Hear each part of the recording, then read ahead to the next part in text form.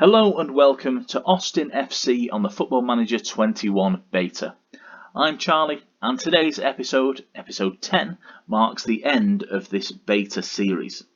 We are going to end things here, having actually achieved Austin FC's first competitive win in Major League Soccer.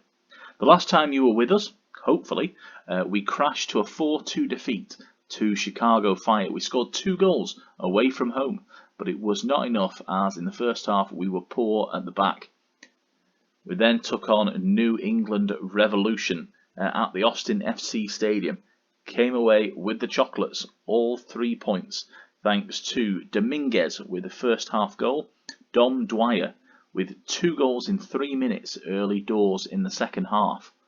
Lee Nguyen, he got back on the score sheet, so he's got 3 this season actually already.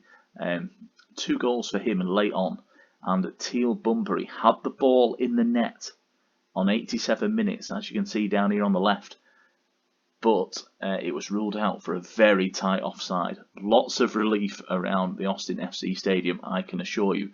Good performances by Dom Dwyer and Dominguez on the left wing. Cesar Lopez, we brought him in to play on the at left back in place of Hector Jimenez. Didn't put a foot wrong. Really good performance from him. And as you can see there, Klinsmann with a 7.5 rating. Finally, goalkeepers getting a bit of love from Football Manager. Here in the analytical data, these are all sort of new screens, especially around the XG, which everybody seems to love at the minute. There's the shot maps for both clubs. Average positions, that's always a pretty good indicator of how the teams have done. As you can see, our 2 banks of 4 and a defensive midfielder pretty solid there across the halfway and just behind, whereas the Revolution very much centred around the centre circle. Action Zone's best performances, and it was Hernan Villalba that struggled to perform.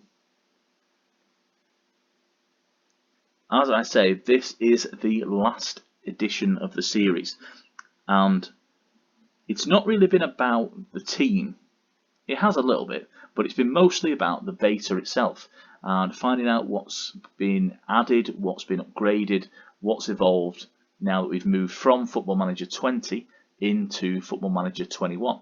And it's fair to say, I hope this doesn't come across as criticism, but a lot of the changes have been mainly cosmetic. So a lot have been done on the visual aspect of the game rather than the actual gameplay itself. And to me, that's quite understandable, especially, we are in the middle of a global pandemic, obviously. Sports Interactive, they're not shielded from that themselves. They've had to send everybody home, and working from home, it's sometimes a little bit more difficult to get as many features in as possible. I think I've seen an interview with Miles Jacobson. It might have been on the First Look stream, actually, that you can find on YouTube, where he talks about some of the features being pushed back to future episodes of the game because they just couldn't get the manpower in to get them in this time. There are issues, of course, as with the beta. Bottom right, you can see the wage budget there, 11,000 for Austin FC in the first season. It's just not realistic at all. And as you can see, we're actually spending 87,000 because of the way that the salary cap works in MLS. We're obviously not spending all that in terms of the cap itself. Some of that is taken up by designated players who don't count. They only count for a certain amount against the budget.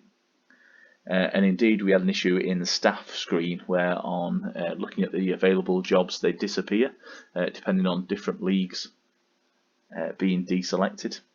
Both have been reported to the SI. I had a quick look on the SI forums. The Austin FC wage budget has been raised there, and of course I have my own post on there about the job screen.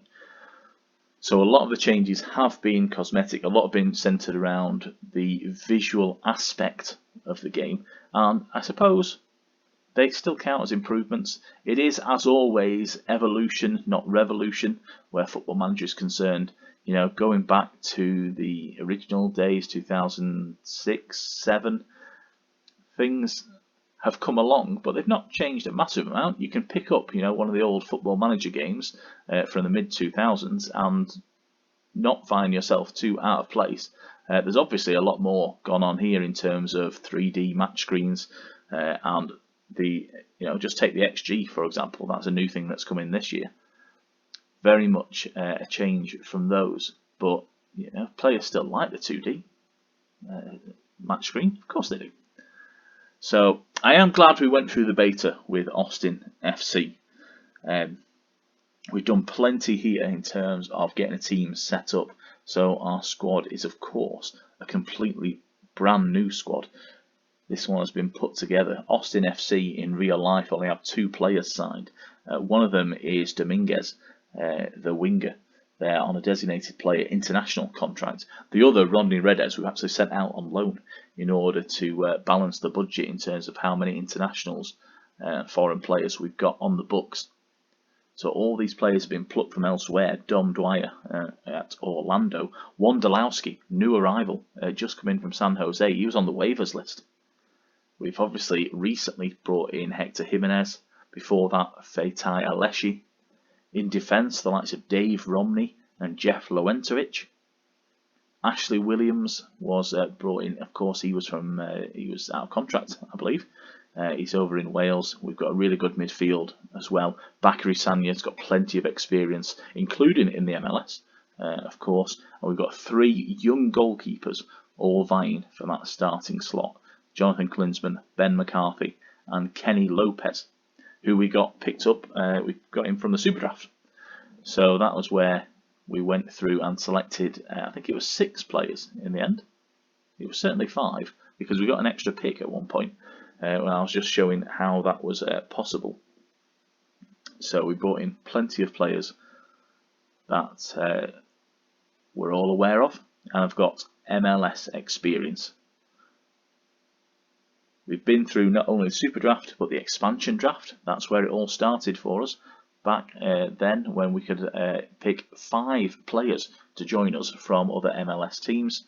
We then, more recently, we've had the waivers list through, where we could just browse any player who's available and pick him up. So the likes of Luis Diaz, for instance, crucial for Columbus Crew in real life, this season, 2020, was actually released. A bit of a surprise there. His stats aren't brilliant in the game, I have to say. I think perhaps they deserve a bit of an upgrade, if I'm honest. But he did start on the bench just yesterday for Columbus Crew as they went through into the conference semi-finals with a 3-2 win just yesterday against the New York Red Bulls. So plenty going on at the minute. But yeah, it's been good to go through with a brand new side in Austin. I will be looking out for their results through the season, obviously in 2021. And then in 2022, we have Charlotte coming in. So maybe that'll be next year's beta takeover there. They've obviously signed Riley McGree, Australian Ollie Roos player, formerly of the likes of Adelaide and Melbourne City. Him of the Scorpion Kick. It was him. Nominated, of course, for the Puskas Award. As far as I'm concerned, I'll be moving on to the game proper. That is released tomorrow. So plenty of updates. Of course, there'll be the new database. So things have been being worked on behind the scenes. Plenty of work on the SI forums and really good suggestions going in. People noticing things. So, for example, AFC Files Nathan Pond didn't have his international caps. What tends to happen is that when a player is moved over to you from somebody else, you kind of leave it as it is. But I didn't notice. That was my bad. Didn't notice that he hadn't had that added in. So that has been corrected. I'll be doing a series here on YouTube, Sunday League to Legend, taking over my old Sunday League club and taking them hopefully to prominence in the same way that we did with AFC Filed last year. There's the A-League coming in December. We'll wait until the actual season starts down under. I'll be writing a column for A-League FC. Not quite sure on what yet. I've got quite a good idea, but not entirely certain. And then there'll be little projects here and there as we pick up as the season goes along. I want to say a big thank you to all the subscribers. There's obviously not very many of us at the minute. We're a really small channel. We're just kind of starting out here. And then thank you for all your comments as well. Great to find some encouragement. Great to see people engaged and asking questions about the different aspects of the game. We had one, I think it was just yesterday or the day before. Can't have been yesterday. Must have been Saturday. Was about the Mexican Expansion League, which was has been brought in this season. Different clubs appearing in there. And then obviously for the likes and everything as well, thank you ever so much. I really do appreciate it. So this has been mercifully a short video this time, gone a bit long in recent days, but thank you very much, and I will see you very soon for the start of a new series with Leyland Albion. I'll see you then.